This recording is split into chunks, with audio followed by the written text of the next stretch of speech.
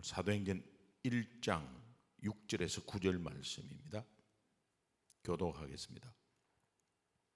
사도행전 1장 6절입니다. 그들이 모였을 때 예수께 여쭈어 이르되 주께서 이스라엘 나라를 회복하심이 이때니까 하니 이르시되 때와 시기는 아버지께서 자기의 권한에 두셨으니 너희가 알 바 아니요 오직 성령이 너희에게 임하시면 너희가 권능을 받고 예루살렘과 온 유대와 사마리아와 땅끝까지 이르러 내 증인이 되리라 하시니라.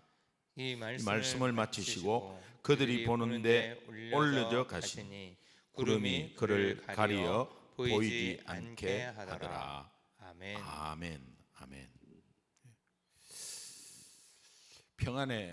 평안이 준비한 복음, 그 복음 자체가 평안을 가장 먼저 준다, 그렇게 말씀드렸습니다. 우리는 복음하면 두 가지를 좀 떠올라야 합니다. 첫 번째가 평안이고 두 번째가 능력이에요. 평안, 능력, 이 두 가지가 복음에 해당되는 거예요. 그래서 항상 우리가 복음 앞에 가장 먼저 서야 되고 또 그 복음 앞에 서는 그 다음에 복음을 전해야 돼요. 복음을 먼저 전하려고 하면 부담스럽고 복음을 먼저 전하려고 하면 어떠한 상황에 내가 깨닫지 못하는 복음, 내가 가지고 있지 않는 복음, 아니면 내가 복음 앞에 서지도 않으면서 복음 전하려고 하는 것 자체가 아마 마음적으로나 환경적으로나 힘들 겁니다. 그런데 내가 먼저 복음 앞에 서는 것이 굉장히 중요합니다. 그래서 우리가 온전한 완전한 복음, 온쪽짜리 복음, 하나님, 인간, 예수님 믿음에 대해서 끊임없이 계속해서 말씀드리는 것이고, 또 내가 하나님 앞에, 인간 앞에, 예수님 앞에, 믿음 앞에 계속 비춰보는 겁니다. 그래서 복음 앞에 서는 것이 내가 다 알고 있다, 그냥 지나가 버린다, 이렇게 하지 말고 항상 하나님이 어떤 분이고 나 앞에서는 나는 하나님이 나에게는 내 삶의 오늘 하루는 하나님이 어떤 분인가, 또 나는 누구인가, 예수님은 누구시며 무슨 일을 하셨고 나에게는 무슨 상관이 있나, 예수님은 나에게는 누구인가, 그리고 믿음이라는 것이 무엇인가. 그러면 주님을 다시 한 번 더 고백하고 주는 그리스도시요 살아계신 하나님의 아들이라는 것을 고백하고, 이것이 복음 앞에 서는 거예요. 그러다가 삶 속에서 만나는 사람에게 이제 복음 앞에 서면 복음을 전할 마음이나 복음을 전하는 권능이 계속 붙습니다. 성령이, 예수 믿으면 성령이 우리와 함께 하기 때문에 그 불씨가 계속 일어나요. 그래서 복음 앞에 서면 계속해서 전할 마음이 계속 생겨요. 그러다가 자기도 모르게 이제 주변에 있는 사람한테 저 사람이 예수 믿을까 안 믿을까 하는 생각이 들고, 그러면서 혹시 예수 믿냐고 물어보면 혹시나 그 중에 나 정말 예수님에 대해서 궁금하다, 그럴 때 이 하나님, 인간, 예수님 믿음을 한번 이야기해 주는 것이 복음 제시입니다. 또 이야기해 줄 때 이때도 능력이 나타나요. 아마 그 사람이 갑자기 변하고 막 이런 것이 아니라 내가 눈이 떠집니다. 영혼이 굉장히 소중하고 귀하게 보이고 내 가슴이 평안이 오면서 뿌듯하고, 그러면서 내가 굉장히 기뻐요. 복음 전했는데. 그럼 어떻게 해요? 내 삶이 뒤돌아보면 참 엉망이고 내 삶이 걱정투성이고 두려움투성인데 복음을 전했더니 내가 뿌듯해지면서 평안이 오는 것은 내 삶의 두려움에서 이긴다는 뜻입니다. 그러니까 이게 복음 전하면 상대방도 살아나는 것은 하나님의 주권이고, 내가 복음 전할 때 내가 다시 살아난다는 게 이게 굉장히 중요한 하나님의 축복이에요. 그래서 오늘 본문이 다시 한 번 더 그것을 리마인드하는 중요한 본문입니다. 6절 함께 한번 읽겠습니다. 같이 읽습니다. 시작. 그들이 모였을 때 예수께 여쭈어 이르되 주께서 이스라엘 나라를 회복하심이 이때니까 하니. 그들이 모였을 때, 그들은 사도들입니다. 뒤에 12절에 나올 거지만 사도들이 모인 곳은 예루살렘에서 동편에 있는 감람원이란 산이었습니다. 주께서 이스라엘 나라를 회복하심이 이때입니까? 사도들이 사도행전 1장 4절에서 예수님이 말씀하신 약속하신 것, 그 말씀하신 것이 있거든요. 여기에 대해서 오해를 하고 있었습니다.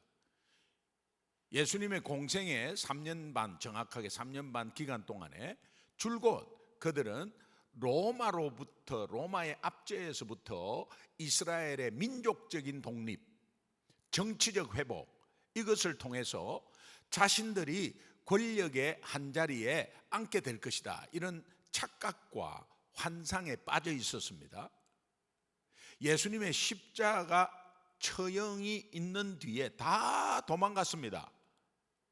그런데 산산이 그들의 기대와 꿈이 다 부서져 버렸습니다. 그런데 예수님이 부활을 하셨습니다. 그 부활하신 주님을 다시 보고서는 그들이 이전에 품었던 이 정치적 회복과 또 로마에서의 압제 해방, 그로 인해서 세상적 성공에 관한 기대가 다시 한 번 더 되살아나게 된 것입니다. 사도행전 1장 7절입니다. 시작. 이르시되 때와 시기는 아버지께서 자기의 권한에 두셨으니 너희가 알 바 아니요. 여기 때와 시기, 때는 크로노스, 시기 카이로스. 크로노스와 카이로스의 차이점은 이 크로노스는 시간에 지속되는 거죠. 시간이 쭉 지속되는 거고, 카이로스는 딱 정해진 한 순간이에요. 때와 시기라는 것이 우리 삶 가운데서 그때를 말해요. 그러니까 예수님이 아버지께서 자기의 권한에 두셨다, 그렇게 대답합니다. 이것은 제자들의 이 때에 대한 질문에 직접적으로 답하지 않으시고, 대신 제자들의 관심을 장차 그들이 감당해야 될 사명에 돌리셨습니다. 이미 예수님은 자신도 그의 재림의 날과 시를 알지 못한다, 오직 아시는 분은 하나님만 아시고 계신다 말씀하셨습니다. 그리고 중요한 말씀입니다. 8절입니다. 같이 읽습니다. 시작. 오직 성령이 너희에게 임하시면 너희가 권능을 받고 예루살렘과 온 유대와 사마리아와 땅 끝까지 이르러 내 증인이 되리라 하시니라. 성령이 너희에게 임하시면 너희가 권능을 받고, 제가 자주 말씀드린 내용입니다. 성령이 내게 임하시면 이라는 말은 예수 믿으면 하는 말과 똑같습니다. 왜 그러냐? 예수님을 영접하는 것과 동시에 성령은 우리 마음에 임하게 됩니다. 이것을 성령 침례, 성령의 내주와 임재라고 합니다. 예수님께서 제자들에게 성령이 임하시면 권능을 받게 될 것이다 약속하시고, 또 이것을 확신시켜 주셨습니다. 여러분 아시죠? 권능 무엇입니까? 두나미스. 제자들이 예수님의 십자가 사건의 증인으로서의 사역을 수행하는데 꼭 필요한 파워, 능력이에요. 이것은 사탄을 이길 능력을 이미 우리에게 주셨습니다. 다시 말하면 세상에서 벌어지는 영적 싸움에서 이길 힘을 이미 우리에게 주셨습니다. 예수 믿는 즉시. 그래서 세상을 이길 파워, 사탄을 이길 파워라고 말하는 것이 두나미스, 권능이에요. 그래서 예수 믿으면 이미 이것이 주어졌습니다. 성경 잘 몰라도 예수 믿으면 주어졌어요. 나는 아직까지 잘 모르고요, 나는 아무것도 모르니까 아직까지 힘들고요, 신앙생활 힘들고, 이게 여러분이 예수 믿는다는 그 사실만으로 이미 두나미스, 성령은 함께 있으므로 그 성령의 권능이 주어졌습니다. 예수 자신이 침례를 받으실 때 성령과 능력으로 기름 부음을 받으셨습니다. 그것처럼 예수님을 믿는 저와 여러분, 그 당시 제자들, 그와 똑같이 기름 부음을 받아서 우리가 이 땅에 살아갈 때에 예수님이 하신 사역이 무엇인지, 우리의 부르심이 무엇인지, 부르심의 목적이 예수 믿고 단지 우리만 구원받느냐? 아닙니다. 복음은 흘러나가야 되는 거거든. 그 흘러나가야 될 수 있도록 우리 힘 있도록 하나님이 우리에게 이미 그 사역을 수행할 수 있도록 주셨다는 거예요. 그래서 정인의 삶은 사도행전 전체에 걸쳐서 나오는 주요 주제입니다. 구약시대에 이스라엘 민족이 제사장 나라로서 이 정인으로서의 다른 나라에 보여주는 그런 사명이 있었습니다. 신약시대에는 제자로서 정인의 삶을 살아야 할 사명으로 이어졌습니다.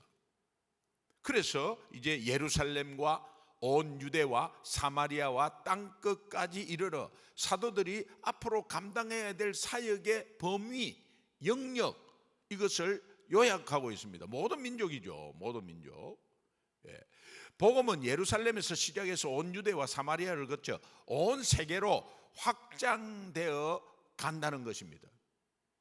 이스라엘이라는 하나님의 샘플링 나라가 양산되면서 모든 민족으로 가듯이 그렇게 그 말과 똑같습니다. 이 복음이 그렇게 흘러와서 오늘 우리에게 흘러온 것입니다. 그러나 여기에서 유의할 것이 예루살렘 하고 나서 그 다음에 순서가 유대, 그리고 그 다음 순서가 사마리아, 그 다음 순서가 땅끝, 이런 순서가 아니라는 사실이에요. 예루살렘과 유다와 사마리아와 하는 이 접속사과 와 하는 것이 카이라는 접속사인데, 이 카이라는 접속사가 동시다발적으로 동시에 at the same time, simultaneously, 동시다발적으로 동시에, 그런 의미입니다. 그러니까 복음은 동시에 전해지는 건데 동시다발적으로 똑같이는 할 수 없습니다.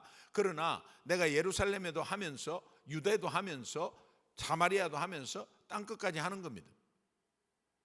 그러니까는 동시에 복음을 전할 대상 지역이 우리가 요거 하고 난 뒤에 그거는 다음에 신경 쓸게, 요거만 하고 나서 그 다음에 다 하고, 요거 아닙니다. 부모님, 내 가족 전도하고 나서 그 다음에 이제 내가 다른 사람 하겠습니다. 우리 어머니 아버지도 전도 못했는데 뭔 다른 사람을 합니까? 아닙니다. 아이고, 한국 사람도 전도 못했는데 뭔 외국 사람까지 합니까? 아닙니다. 여러분이 주변의 가족들 전도하고, 또 유대 가까운 사람들, 직장 동료 아는 사람입니다. 그 다음에 사마리아는 뭐 얼굴은 모르지만 이웃 가까이 주변에 있는 주변 지역 사람들이, 땅끝 선교지죠. 이게 동시에 해야 된다. 내가 지금 부모님 전도하고 있습니다. 잘 안 됩니다. 우리 가족 전도하고 있어요. 잘 안 됩니다. 그래도 모르는 이웃들에게, 또 만나는 친구들에게 또 선교지로 가서 같이 하는 겁니다. 그런데 나중에 힘이 어디로 쏠리느냐? 예루살렘으로 쏠려버려요.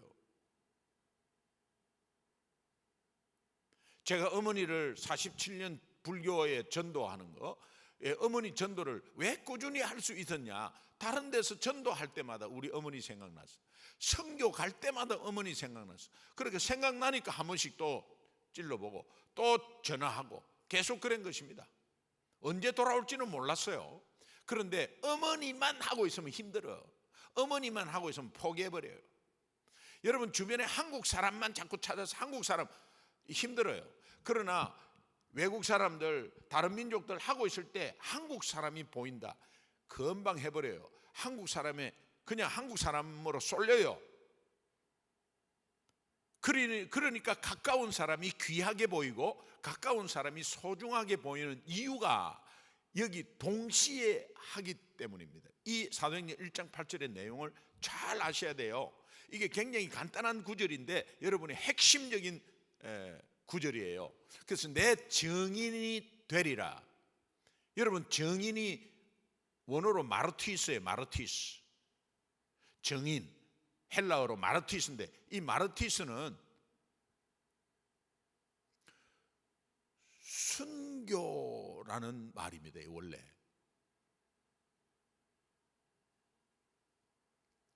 순교라는 말이 정인으로 바뀌었어요. 그래서 순교자를 뜻할 때 마르티스라고 그랬어요. 그래서 그 사람이 정인으로 된 거예요. 그러면 어떻게 해요? 정인이라는 것은, 예수님 증거하는 사람은 순교적 자세와 마음이 있어야 된다. 그런 의미. 순교적 마음의 자세 뭡니까? 죽을 각오하고 두려워하지 않고 전해야 된다 이 말이에요. 뭐 삐죽삐죽거리면서 뭐 차포 뛰고 뭐 다 여유가 좀 있으면 하고 이런 거 아니다. 뭐 내성적이고 뭐 바빠서 이런 거 아닙니다. 여러분, 예수 믿으면 정인이고요. 정인은 순교적 자세가 있어야 됩니다. 이거 미리 알았으면 예수 안 믿을 걸. 그럼 구원 못 받는 게 지옥 가는 겁니다. 그럼 지옥 가는 대신에 이걸 해야 되냐? 그게 아니잖아요. 우리가 예수 믿고 얼마나 큰 복을 받았습니까? 일단은 구원이라는 엄청난 우리가 할 수 없는 복을 받았고, 이 복음 때문에, 예수 이름 때문에 승리하는 것이 한두 개입니까? 우리를 지키고 있는 게 한두 개입니까? 지킴 받고 있는 게. 그리고 우리의 평강이 얼마나 귀한데, 그리고 예수 믿는 능력이 얼마나 파워가 있는데, 이런 거 다 누리면서 아이고 순교적 정인이 되는 건 나 싫다. 받아먹을 거 다 받아먹고 누릴 거 다 누려놓고 자기가 할 책임이나 사명은 싹 회피하는 거, 얼마나 얍삽한 짓입니까? 우리가 그 짓을 하고 있지는 않는지 모르겠어요. 내 정인이라는 것은 예수님의 십자가의 죽음과 부활을 말과 행동으로 증거하는 것이다. 그리고 내 정인이 되리라는 이 미래 시제는 성령 강림의 약속의 실현과 더불어 또 제자들이 본격적으로 정인의 사역을 감당하게 될 것이라고 하나님이 약속하고 있습니다. 정인이 되겠다고 되는 게 아니라 되게 해 주셔야 되는데, 그 되게 해 주시는 권능이 어디에 있느냐? 복음 안에 있다는 거예요. 복음 안에. 9절 함께 읽겠습니다. 같이 시작. 이 말씀을 마치시고 그들이 보는데 올려져 가시니 구름이 그를 가리어 보이지 않게 하더라. 예수님이 하나님이심을 보여주는 성천 사건입니다. 여기 보는데, 이 말씀을 마치고 그들이 보는데, 이게 현재 진행 완료형이에요. 그들이 예수를 계속해서 눈으로 계속해서 보고 있었는데 올려져 가시니, 이 말은 누가복음 24장에 성천하신다는 말이 있거든요. 그 성천과 똑같은 단어입니다. 구름이 그를 가리워 보이지 않게 하더라. 이 구름은 하나님의 임재하심, 하나님의 영광 표현하는 상징적인 단어죠. 네. 광야에서 구름이 장막에 충만하면 하나님의 영광이 임한 그 가시적 증표입니다. 그래서 이것은 곧 이스라엘 백성 위에 임한 것이다. 또한 그러한 구름은 변화산 상에서도 예수와 제자들을 애워쌌습니다. 그것 역시 하나님의 임재를 알리는 가시적 표현이었습니다.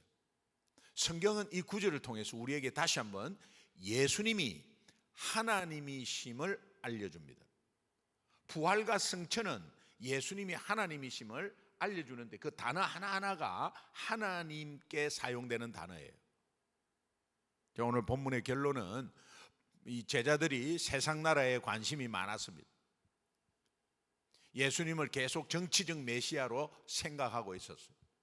그러나 예수님은 이런 제자들로 하여금 하나님 나라와 복음 사명으로 그 관심을, 시선을 딱 돌렸습니다. 그럼 우리는 어떻게 해야 돼요? 우리도 기복신앙으로 예수 믿고 좀 복 좀 받고, 예수 믿고 평안하다니까 좀 그렇고, 악한 영의 방해가 있다니까 예수 이름 뭐 좀 부르고 이런 정도가 아닙니다. 예수 믿으면 내가 좀 삶이 좀 나아지나? 예수 믿으면 내 일이 좀 잘 풀리나? 예수 믿으면 내가 승진하나? 예수 믿으면 내 사업이 잘 되나? 이런 거에 관심이 있다가 하나님이 그 초점을 오늘 예수 믿고 정인의 삶으로, 순교적 정인의 삶으로 우리의 시선을 돌리고 있는 본문임을 여러분이 다시 한 번 더 알아야 한다. 따라서 우리 신앙의 발걸음도 세상 욕망을 향하지 않고, 세상 욕심을 향하지 않고, 세상 사는 사람들 같이 염려, 근심, 걱정, 돈, 물질, 기복, 신앙, 세상 가치관으로 따르지 않고 복음 들고 하나님 나라를 향해야 된다. 이를 가능하게 하기 위해서 우리에게 무엇을 주셨다? 권능을 주셨다. 이것은 우리 힘과 열심으로는 불가능하다는 의미예요. 오직 성령의 권능으로만 복음 전파 사역이 가능하다는 거예요. 그렇다면 우리는 복음 앞에 매일매일 서는 것이 굉장히 중요하고, 복음 앞에 선다는 의미가 굉장히 중요한 의미예요. 복음의 신을 신는다는 것이 이런 믿음의 실천을 하는 것입니다. 이제 나는 복음의 신을 잘 맞게 신고 있는가? 아니면은 상황에 맞지 않는 신을 신고 있는가? 내 능력에 내가 잘한다는 거로 신고 있는가? 모세의 40세와 모세의 80세, 그 80세에 아직까지 그 신을 신고 내가 옛날에는 이랬는데 나 옛날에는 잘 나갔는데, 그 신을 빨리 벗어버려야 돼. 그리고 평안의 복음이 주는 신발을 신어야 합니다. 그 신발을 신는 내 발이 하나님 나라 영혼군을 향해서 움직이고 있을 때 하나님은 그 발이 아름답도다 기뻐하시고 축복하십니다. 오늘도 주변을 돌아보면서 영적 전쟁에서 승리를 주는 이 복음의 신을 신고, 이 복음의 신을 신는다는 것이 어떤 의미인지를 다시 한 번 더 마음으로 묵상하고, 누구든 어디든 예수 전하는 하루가 되기를 주님의 이름으로 축원합니다. 아멘. 하나님 감사합니다. 전신갑주 40 평안의 복음이 주는 신을 신는 한 주간을 걷고 있습니다. 하나님, 맞지 않는 신발로 헤매는 것이 아니라 복음의 신을 신고 어떠한 세상 공격도 다 막아내며 능력으로 체험하는 귀한 하루 되게 하여 주옵소서. 감사하며 예수님의 이름으로 축복하고 기도합니다.